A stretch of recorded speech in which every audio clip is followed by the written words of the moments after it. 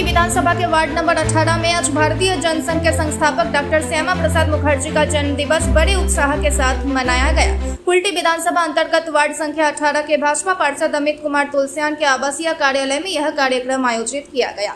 इस मौके पर पार्षद अमित कुमार तुलसियान के साथ बड़ी संख्या में भाजपा कार्यकर्ता मौजूद रहे।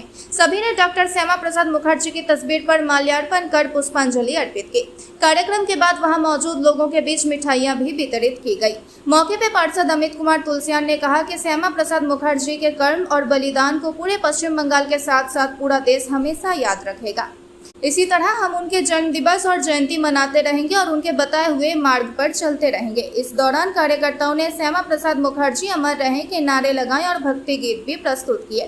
कार्यक्रम में पार्टी के प्रति निष्ठा और राष्ट्रवाद का संदेश साफ देखा गया। भाजपा कार्यकर्ताओं ने संकल्प लिया कि वे डॉक्टर मुखर्जी के आदेशों पर चलकर देश और समाज की सेवा करते रहेंगे। आज के जे कोटि कोटि देशवासीरा যারা রাষ্ট্রপ্রেম আর সমর্পণকে উপরে বিশ্বাস করে তাদের জন্য একটা বিশেষ দিন। আজকে ডক্টর শ্যামা প্রসাদ মুখার্জির 125তম জন্মদিবস, সেটাই আজকে আমাদের কাউন্সিলর অফিসে পালন করা হলো।